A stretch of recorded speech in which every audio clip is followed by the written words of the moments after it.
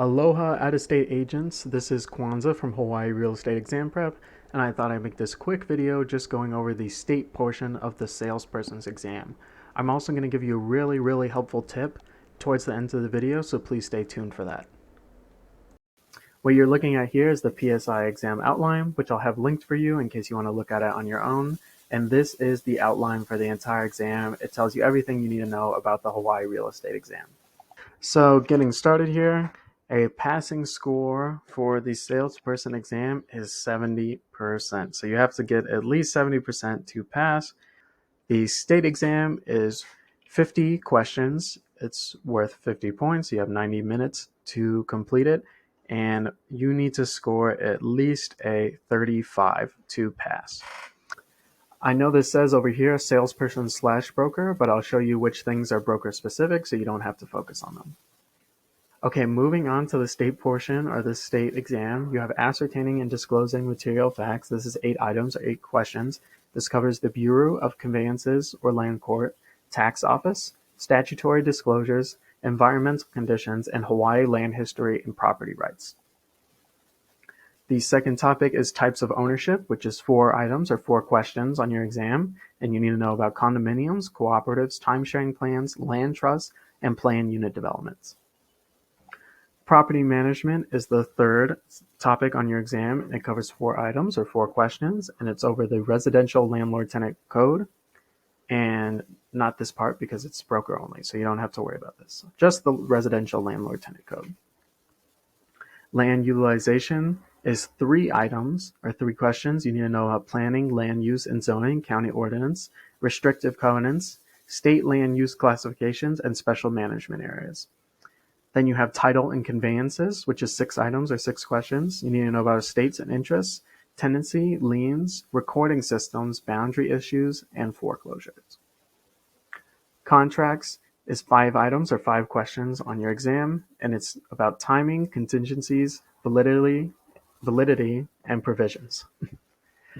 Financing covers 3 items or 3 questions, and you need to know about seller financing, Hawaii-specific institutional financing, and usury laws. Escrow process and closing statements. This is 3 items or 3 questions. You need to know about escrow responsibilities, closing responsibilities, and closing statements. And finally, the biggest part of the exam, the state exam by far, professional practices and conduct, which is 14 items or 14 questions. It covers office management / supervision, trust accounts and handling of funds, advertising, licensing laws and rules, grounds for disciplinary action, and agency relationships and disclosure of agencies. Okay, out-of-state agents. This is something that's really important for you to know, so please listen up. I know that you only have to take the state portion of the Hawaii real estate exam. However, I highly suggest that you study some of the national portion of the exam. We've had this situation a few times now where someone out of state comes to our program, they study just the state section, and then they go and take the exam and they come back to us and they say, well, I studied everything that you had. I was getting 90% on your state exams, and I saw a lot of questions that I just didn't see in your test prep in your state only section.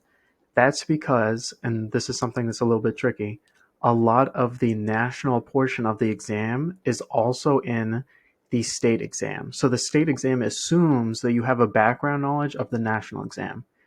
So if you've been a broker, let's say for 20 years in California, and you took your exam way back when, a lot of the stuff that's on the exam is not used in your daily life, and so you're going to forget a lot about it.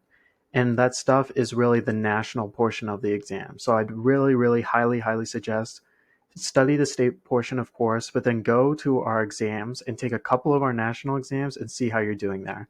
You don't have to be getting them perfect. I'd say probably high 70s, 80s% on our exams, but you have to have a very good background understanding of the uniform or national part of your exam before you go into your state portion. If you don't, it's going to be very tough for you to pass. So that's something that's really important for you to know. Out-of-state agents, please study the national portion of the exam as well as the state portion. I hope that this helps you, and if you want to look at this yourself in more detail, it'll be linked for you. I just wanted to show you that on our website, hawaiirealestateexamprep.com, everything that we do is aligned with the PSI exam outline. So you can see that I'm in our crash course plus test prep subscription, and all those topics that we just covered are all here. So you can see that each topic has a video on it as well as practice quizzes to test your knowledge. And as we scroll down here, you can see that we have practice exams that are also made to the PSI exam outline. So we take the same ratios of questions from every topic and put them into your exam to make everything as real to your real exam as it could possibly be. So if you're looking to start studying the right way for the Hawaii Real Estate exam, there's no better way than with hawaiirealestateexamprep.com. Mahalo.